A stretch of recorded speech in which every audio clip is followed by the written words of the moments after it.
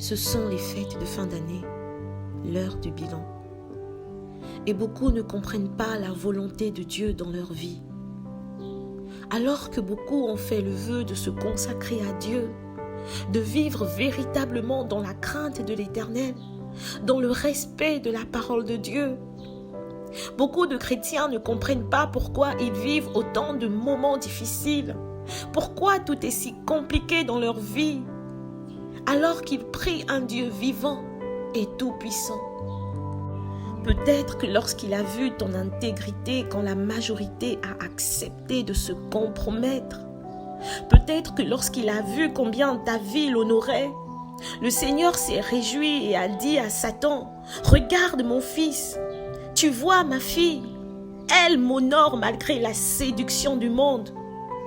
Vois comme mon fils tel, il reste fidèle à mes principes. » Et en réponse à l'Éternel, assurément que l'ennemi a rétorqué que si je privais ton fils de ceci ou de cela, que si je faisais passer ta fille, ton enfant par le désert, si je donnais à ce chrétien l'impression qu'il est seul, que l'Éternel l'a abandonné et ne répondra jamais à ses prières, certainement sa foi s'éteindra. À coup sûr, sa foi se refroidira. Parce que Job ne savait pas qu'il était en train de passer l'épreuve de sa vie. L'épreuve qui ferait en sorte qu'il soit appelé fidèle à Dieu même dans la souffrance. Toi aussi, tu ne sais peut-être pas que c'est ce que tu vis en ce moment, que c'est ce chemin qui doit te conduire à Canaan.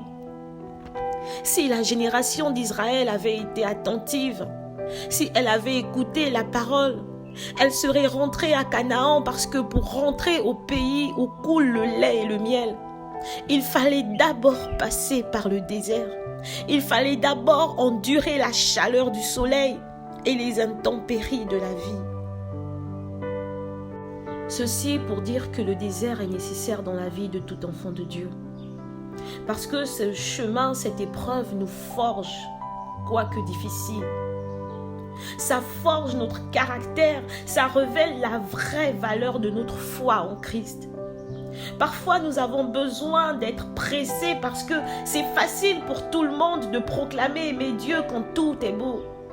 C'est facile de crier, de témoigner qu'on est chrétien quand dans notre vie tout va bien. Ça, tout le monde peut le faire.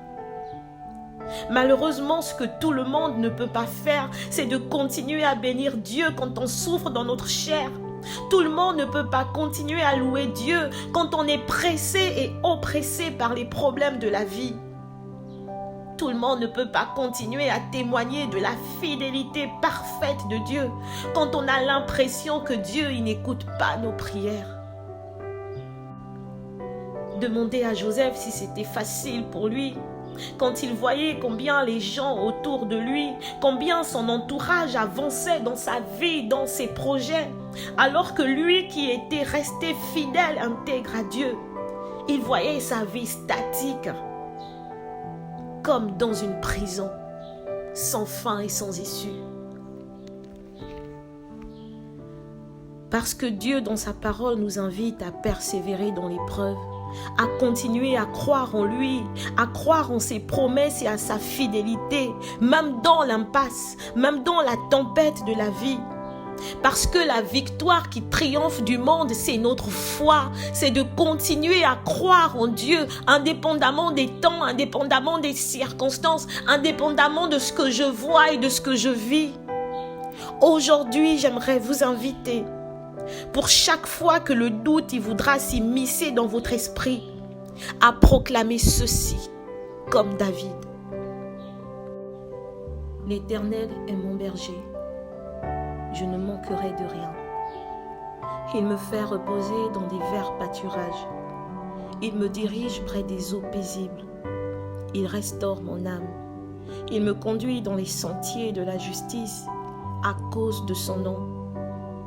Quand je marche dans la vallée de l'ombre de la mort, je ne crains aucun mal, car tu es avec moi. Ta houlette et ton bâton me rassurent. Tu dresses devant moi une table en face de mes adversaires. Tu oins d'huile ma tête et ma coupe déborde. Oui, le bonheur et la grâce m'accompagneront tous les jours de ma vie et j'habiterai dans la maison de l'Éternel jusqu'à la fin de mes jours.